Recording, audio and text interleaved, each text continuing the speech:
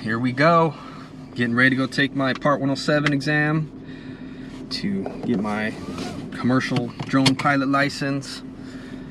Feeling pretty good, feeling pretty confident. Studied my ass off for a good 2 weeks. Took a lot of practice tests, took a ton of notes, and yeah, I feel pretty good about it. Feeling pretty confident. So I'm hoping to get a high score. Like I don't just want to pass. I'm hoping to get like a 90 at least. So we'll see. I've got the test it's in about an hour. They said to get there 15 minutes before the test. So I'm gonna head out there now. It takes about 20 minutes to get there from where I'm at. I just want to get there early and brush up on some notes, get some things refreshed in my mind, just in case. And yeah, we'll see. I'm sitting here over at my testing center and going over my notes for a few minutes before I head in. Just wanted to show how much I studied, all the notes that I took and went through. Just tons of notes right here. Got a few pages in here as well. Definitions, all that stuff. I actually started studying last year in 2020 before the pandemic, and when that happened I kind of put this on the back burner, and so finally got around to just making an appointment and saying, you know what, it's time. I said I'm going to get this license, so I'm here to do it today. And yeah, I've studied pretty hard for the last 2 weeks, so I think I'm ready.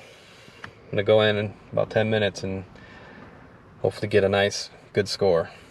All right, just got out of my exam for the Part 107. I did pass, thankfully. I'm a little disappointed though, because I only got a 78. So I'm like really kind of disappointed in myself, because I really felt like I knew things really well and I was very prepared. But there were definitely a lot of questions that I hadn't seen before, hadn't heard anybody talk about them on YouTube, and some were worded different.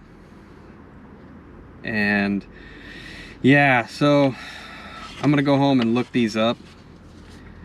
They give you the codes for all the ones you got wrong. So I missed 13, and I did not expect to miss that many. I'm like really feeling like, I mean, I'm glad I passed, but I'm just like, man, I really wanted to get a good score. I really felt like I knew everything really well.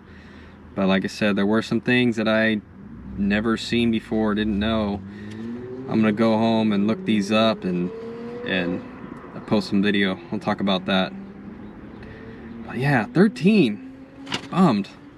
Oh well, hey, at least I passed. Gotta be happy about that. Yeah, so they did give me these codes on little printout I got from them that you can look up on the FAA site to figure out what you got wrong. But when I went and looked them up, they didn't really correspond. They kind of just gave me general idea about what it was about, but it didn't actually give me a question. And I did a little more research and did find some actual questions that kind of went with these codes. But they were ones that I know I knew, and I know I got the answer to right. So I don't know if some of these may have changed and they're not updated in the FAA system, because some of these were like too easy not to miss. I know I got these right. But the one I know I goofed up on was how to find out if an MOA is active. And I think I selected check the chart supplements, which is incorrect. You are supposed to call the Flight Service Center to find out if they're operational. I should have known that, because I had that on my notes, which I looked over before I went in, but I still missed it. So I did get a ton of sectional chart questions, which I was very prepared for. I studied those things a lot. So I want to make sure I was very confident and comfortable with sectional charts, and I was. So I don't believe I missed any of those.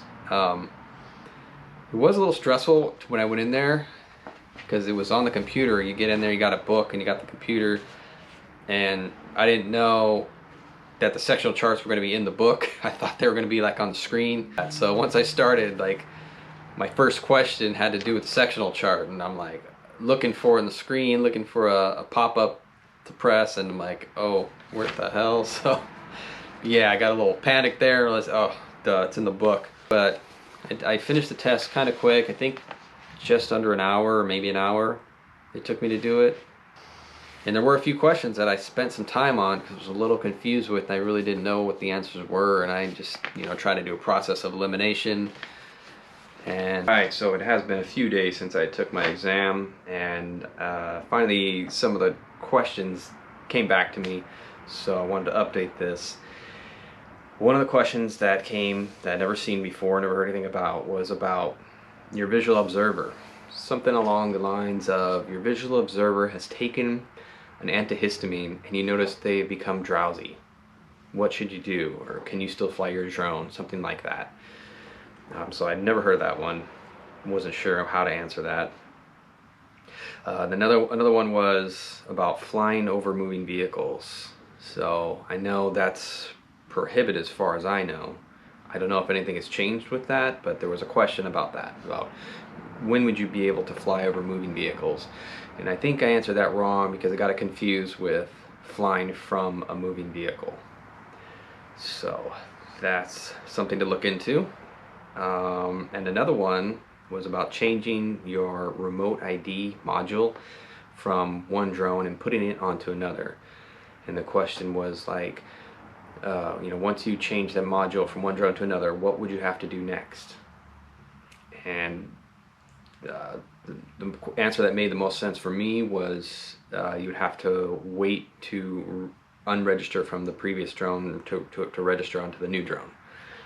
I'm not sure if I had that one right. That was one I hadn't seen of or heard of. And another one was about flying two drones at the same time. It said you would be permitted to fly, when would you be okay to fly two drones at the same time? And that one might have been a bit of a trick question. I wasn't sure how to answer that one. And it said something about them being autonomous. And I'm not sure how I answered it, but yeah, that's something to look into if you haven't heard that one either. And then what else is there? Oh, the night flight. I'm pretty sure I got this one right, but it was a question I hadn't seen on any of the practice tests or heard anyone talk about. But I'm pretty sure I got this right. They asked if you're flying at night and you're observing, doing your visuals, looking around, and you're looking in one area for more than 2 to 3 seconds, what would happen to your drone? And I think the most common sense answer was you would lose sight of it. Which makes sense, I think, because if you're looking at night in one place, your focus over there, your peripheral vision, kind of goes. So I think I got that right, pretty sure. But anyways, that's just a few questions to look into if you haven't heard of. And yeah, so just hoping people out there brush up on those 2021 rules. I thought I did. I thought I knew them all, but I didn't. So yeah, make sure you get that, and definitely brush up on the sectional charts because I had at least 5 of those and I'm pretty sure I nailed them all. Alright, so good luck out there.